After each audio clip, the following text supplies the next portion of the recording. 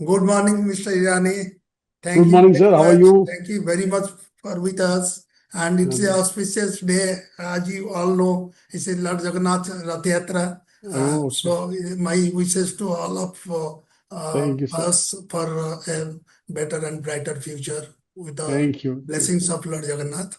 Thank you. Sir, we are looking for your valuable insights about the market. As you know, when we advise our customers, these are the major thing which is being asked by the customers. So we'll be asking some of the question, and probably I think you'll be able to address to us and to our customers.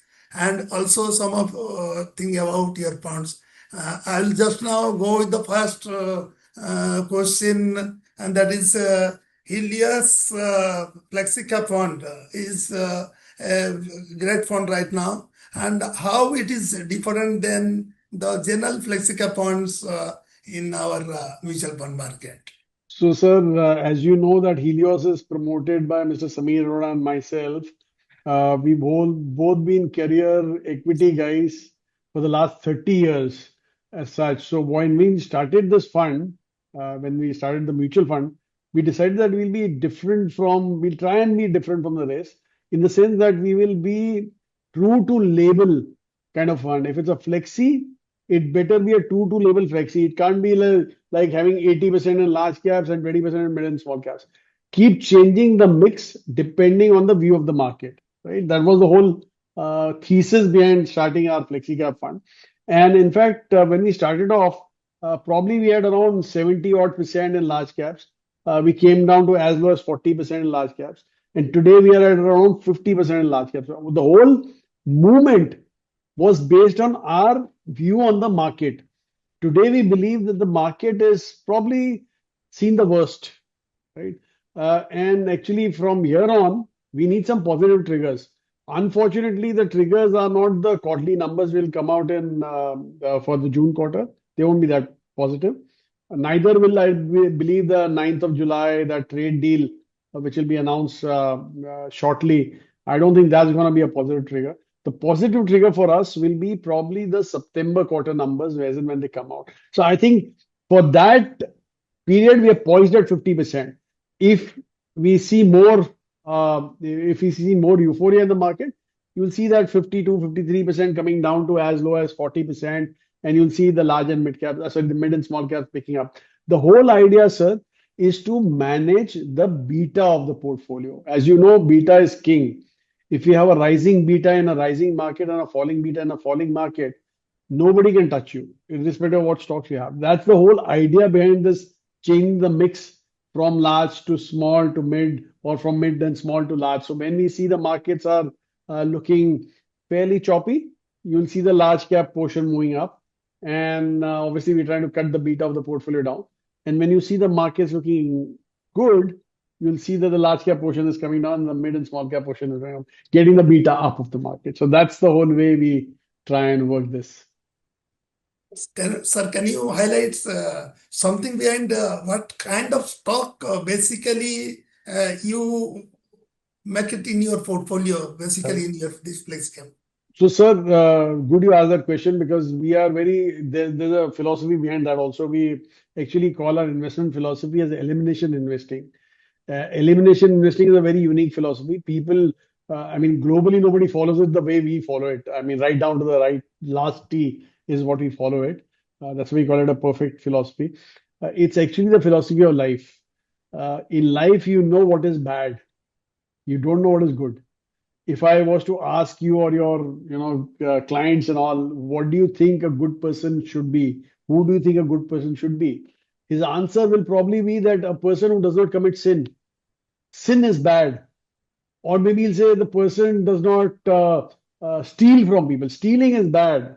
So you know what is bad. You don't know what is good. The absence of bad is what makes it good. That is the whole idea behind this philosophy. Okay. So now in the markets also, we know there are bad things. There are bad managements. There are bad industries. There are bad valuations. There are bad themes. You know all this, right? So you just keep rejecting on bad. And what you're left with is, we again don't call it good. As I told you, there's nothing like good. It'll be a not bad pool. this is the pool which is where I look. So, by the way, how we went about identifying these factors also, which are bad, was by studying the underperformers in the market. Way back in 2005, when we started off, we started looking at these underperformers and we came up with eight factors, eight specific factors on which we know that if any of these factors are present in that stock in the particular company, the company will underperform, right? So we use these factors and we keep rejecting all these factors, and whatever left is the pool that we invest in. And that pool, fortunately, is a very robust pool where that pool keeps changing on a regular basis. The last two factors, which are medium-term triggers and valuations, are the ones which refresh my pool on a regular basis. So it's a very fresh pool which not only catches the trends of the in terms of the industries which are looking good, but also in terms of the themes which are looking good. If say value looks better, you'll see value stocks coming out and growth getting rejected and stuff like that. So that's how we decide on the pool. And fortunately, the whole idea of this whole process is you reject with a conviction, and selection is also based on that conviction of your rejection. So that's why whatever we left with gives me a very good possibility of outperforming my benchmark on a regular basis. So that is the whole philosophy. Sir, in general, everybody put question, which are the sectors in general you means make overweight in your portfolio? Right. Can you just give some highlights about Yes, sure. I'll do that specific also. sectors? So basically, sir, India in the next probably decade will probably the fastest growing economy in the world. Half a decade or 1 decade, I mean, 5 to 10 years, it'll be the fastest growing economy. Now, what we did again, I mean, what we do is we try and see history and learn from history, right? That is what it, because history always repeats.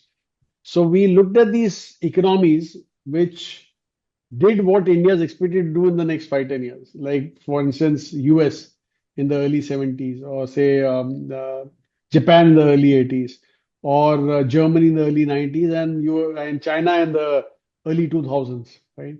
Why I'm talking about these four is because these four are the only ones which are ahead of us in terms of GDP. Okay. We'll probably be the third largest by, I think, calendar was 27. I don't have any doubts about it. It's not an Excel sheet, but I think it's more of the growth that India is showing. So that way. So if you see these economies and if you see what performed the best during that time period, one clear winner was BFSI. By the way, these economies grew because the internal consumption of these economies kicked in. Just to give you an example of how internal consumption works. So China opened up for outsourcing way back in 1987, right? By 90, China's GDP and India's GDP are more or less similar, 230, 240 billion odd dollars. I don't remember the exact amount, but it was around that much. By 2000, China hit $1 trillion plus GDP. India remained a very low at $500 billion. So basically, parity in 10 years became 1:2 ratio, right? By 2000, China's per capita increased by, I mean, went beyond the 2400 per capita, dollars per capita, and consumption picked up, internal consumption picked up. And that is what drove that economy to a 20 trillion economy by 2020. India remained at 2.5 trillion. So basically, 1:2 gap became a 1:8 gap now. And purely because of the internal consumption of China kicking in such a spontaneous manner, right? Now, when consumption kicks in, obviously you need a lot of funding for that consumption. You need to fund that consumption, right? You need the likes of Bajaj Finances, HDFC banks of the world to fund this kind of consumption. You also need, because the consumption is growing so much, you need to set up more capacities to manufacture consumer products, right? For that, you need again loans, right? That's why you need these working capital loans and stuff like that. So that is why one clear winner is BFSI in this space. All these four countries saw BFSI just running through the whole market. So BFSI as a space remains a major overhead for us. I think our weight in BFSI is around 40 odd percent, 45%, and the index is in the 30s odd percent. So that's one clear winner. Obviously, the second clear winner is consumption. But in our case, the consumption is not FMCG. It is more of these new age companies, the Zomatos of the world, Swiggies of the world, because I think that is what India has to offer to the world as a new platform altogether. So that's why we like these kind of places such. So that is where we are overweight. We are overweight. So what happens again when your per capitas move up? The underpenetrated sectors which you were not spending on earlier, like for instance, healthcare or tourism, because normally an Indian first decides roti, kapda, makan. ये तीन होना चाहिए उसके पास. After that, whatever is disposable at them, he'll start putting in savings and all that. The last thing he thinks about is his health and like moving out with his family and enjoying his life, right? So when your purse becomes bigger, that's the only thing that you look at. So that's when you look at healthcare, mainly hospitals again in that. I think hospital space is akin to hotels because there again, quality rooms are not available. Quality healthcare is not available. And that's why you're seeing the average revenue per occupied bed moving up sharply in the case of hospitals, or average revenue per room in the case of hotels moving up. So these are the other two areas that we are very, very bullish on. The another area that we are bullish on is obviously the capital goods space, but again, mainly in the power segment more than anything else, wherever there are suppliers to power and all that. So that's what we are bullish on. Or internal consumption, wherever the capex is playing out, that is what we're bullish on. So these are the few areas that we're bullish on as such, and probably discretionary will become bullish only when we see some upside in the urban demand kicking in. Another, sir, in general, it comes to all of us in our mind. In these macro factors, means there is a changed macro factors in this country or in the world, if you can say, last 4 years post-COVID. How do you deal with this global interest rates, geopolitical situation? How you take a decision for your better portfolio management, considering these volatile factors? So, sir, for us, actually, all these factors are minor distractions. Why I'm saying so is because India, the way it is poised today, nothing can stop it. I mean, in terms of the GDP growth or in terms of our economy as such. Obviously, as I said, that the biggest kicker will be the domestic consumption, which it kicks in. Unfortunately, till last year, the RBI was very aggressively fighting inflation. And that is why it was sucking out liquidity from the system to make it scarcer for you to borrow in rupees. And as a result, the consumption took a tank. We don't have any doubt in our mind that the consumption will pick up from probably this festive season itself, which is the December quarter. That's when all the festivals start as such, pouring in the big festivals as such. And that's when the real, in our minds, we're clear the party will begin at that point in time in terms of consumption. But having said that, geopolitical tensions do have their resets whenever they occur, right? But the only thing is that one has to see how much inflammatory they can be in terms of, say, inflation, in terms of global trade and stuff like that. For us, Iran-Israel wasn't a big issue. We were very clear that Iran doesn't have the firepower to counter Israel, leave alone America, right? So there was no way they could have survived this, and that's what happened. I mean, it was a very short-lived battle. Again, Ukraine, Russia is a very small microcosm of a battle, which has now been 3.5 years, and it's continuing now 3.5, 3 years and some 4, 5 months. That's continuing altogether. It hasn't impacted the global economy as much. The big problem will be if China takes over Taiwan and US gets in. That is the only one we are worried about. Otherwise, we are not too concerned about that. Having said that, on the interest rate front, US, I think, has thus far managed it fairly well. Mr. Powell has been very prudent. Jerome Powell is the Fed chair, the Federal Bank's chair in the US, chairperson. And he's been very prudent in not cutting interest rates because he's very worried about the way the Trump administration is going. And he sees a lot of inflation if everything goes through as such. My feeling is that administration has got many sane people in that.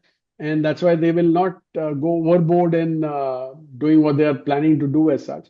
And maybe there'll be some resets happening there. So that's why I don't think interest rates also will play out. Fortunately for us, India has a problem of plenty. I mean, our inflation, in fact, is very low thanks to the way the demand has fallen off and enough supply is there as such.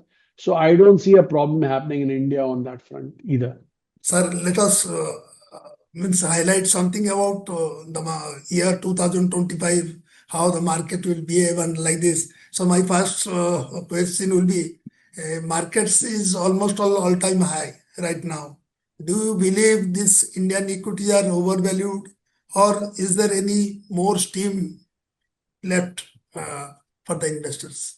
So, sir, the thing is, as I said, that this is despite the fact that all the bad news which was possible came through. It started with the Trump administration coming and applying tariffs on the world, level on India. Then there was a geopolitical tension between India and Pakistan. Then the geopolitical tension between India and Iran, which saw the crude prices moving up. So, despite all this, India has gone through this particular phase fairly well. Our feeling is that basically the investor has taken a call that I know that for certain these are small hurdles which are coming through. Obviously, longer term, India is very well set. So our feeling is that the first half that you saw, which is the June half, probably it has been, if you look at the year-to-date numbers, they're not that exciting. They're up some 5-7% or something, though we're all-time highs, but year-to-date we're up just 4-5% or so. On an average, India has done around 13-14% annually. And if you look at the last 20-25 years data, that is what it has done. So I think we are seeing a very average year. My feeling is that given the fact that we are already at some 24 times forward earnings, I'm talking about MSCI India. Okay? Normally the FIs will probably take their foot off the pedal to that extent. But seeing the flows in the domestic market, and you guys are a part of that flow, I don't see a problem in terms of even if the FI sells, right? There's enough firepower with us. On the fundamental side, however, I see again, as I said, the party beginning from September onwards, September of this particular year onwards.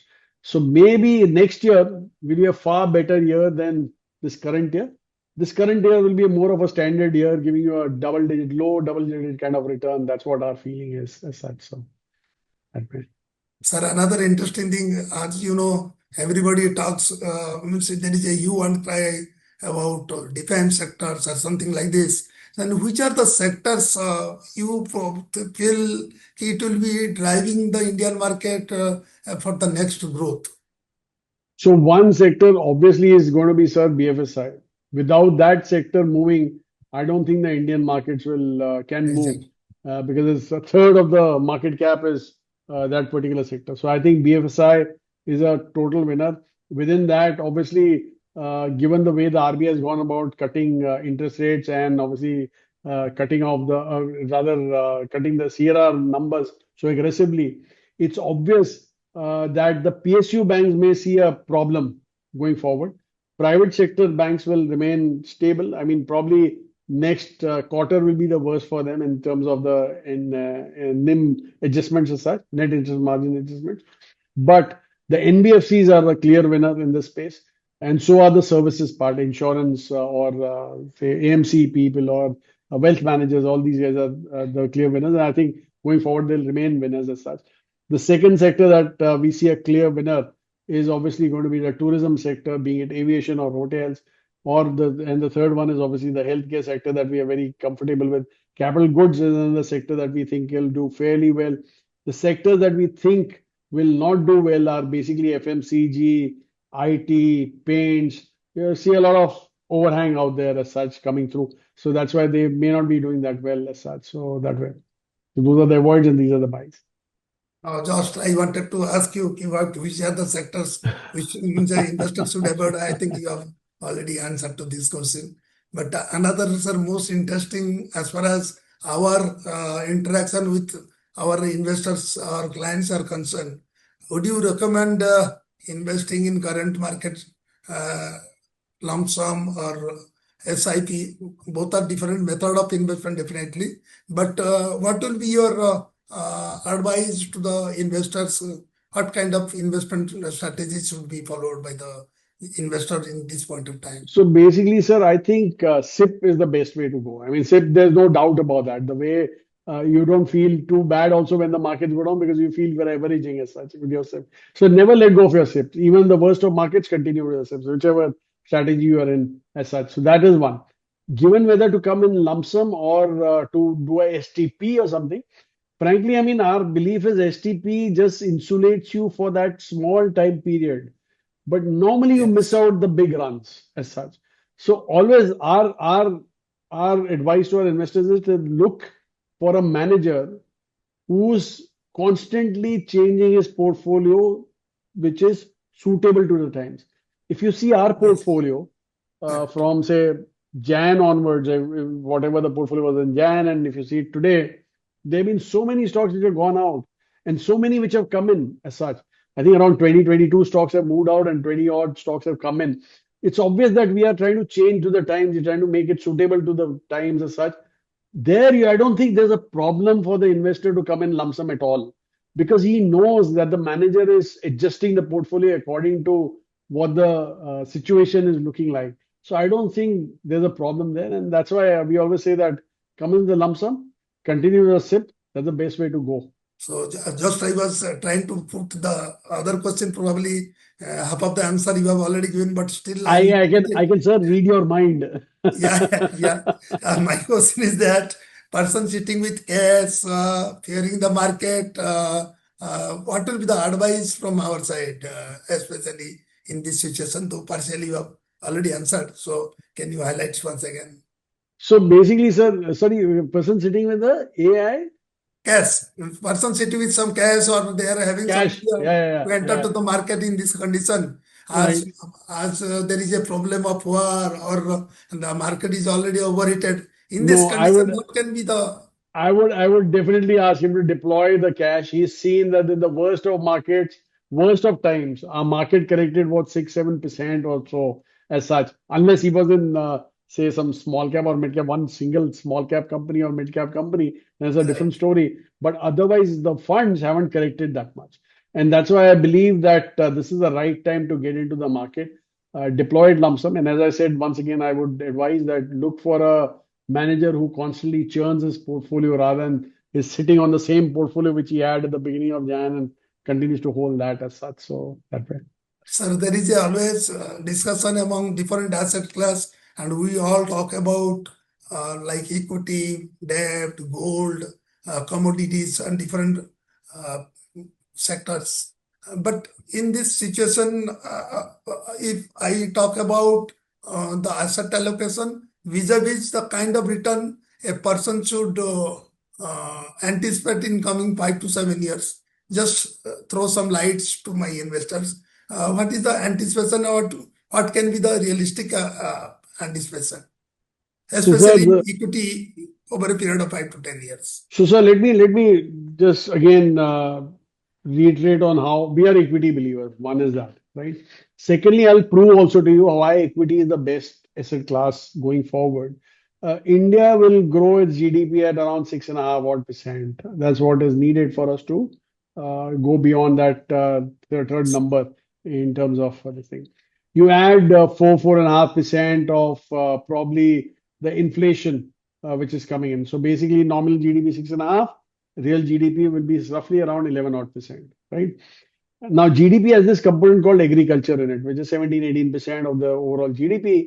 And that agriculture component goes at 3-4%, depending on the monsoon and stuff like that, right? Why I'm emphasizing on that is that if you remove that 17% portion, the GDP is actually, real GDP is actually growing at 14 odd percent, 14-15%. That's what it's growing at. And that is why our index, which is the Nifty 50 or you say NSE 500, is a perfect replica of our GDP X of agriculture because agriculture is not represented in listed entities, listed stock markets, right? So if you look at that, that's why it grows at 14 odd percent on a regular basis. Now, if you were invested with an alpha manager who believes in giving you some alpha of 2-3%, now you're talking about 16 to 17% growth on an annualized basis in your savings. Sir, please tell me which instrument can grow so consistently over such a long period of time and give you those kind of returns? None whatsoever. Debt will never give you that return. If debt is giving you 17-18%, means the whole economy is under trouble, right? So that's why you don't want debt touching 17-18%. So that is one. And that also will be a small phase of time when you do that, right? Uh, Precious metals. Again, in a small span of time, they look good. But you look at the longer term periods, they always underperform. I mean, if you look at the 30-year growth story of gold, it's underperformed our equity markets, right? Despite the massive run that it had in the last couple of years. And by the way, the run in the last couple of years has been because of the uncertainty that the globe has gone through. The war with Russia, US cutting off on the reserves of Russia, and all the domestic, sorry, not domestic, rather all central banks trying to buy gold as a reserve currency and Yes. stuff like that. That is what propped that price up. Obviously, then came Trump's uncertainties and stuff like that, and that's what has helped the gold prices. But that will not continue for a longer period. So that's why best is equity. If you're looking at a 7 to 8 year kind of a period, then equity is the best play to play it. In fact, there was this lovely, not lovely book, it was a very boring book. I think it was called 107 Years of Investment History. And there was one chapter on Japan. And that chapter basically told you that if you had invested in Japan on 1st of June, or rather 30th of June, because 1st July, I think Japan entered the war by bombing Pearl Harbor.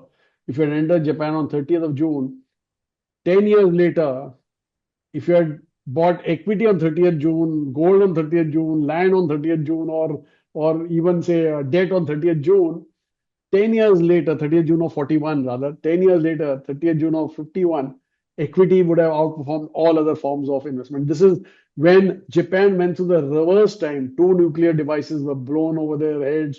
The country was wiped out. They were lost the war badly. They were in a reconstruction phase. So nothing better to prove in equities than such an example. Such.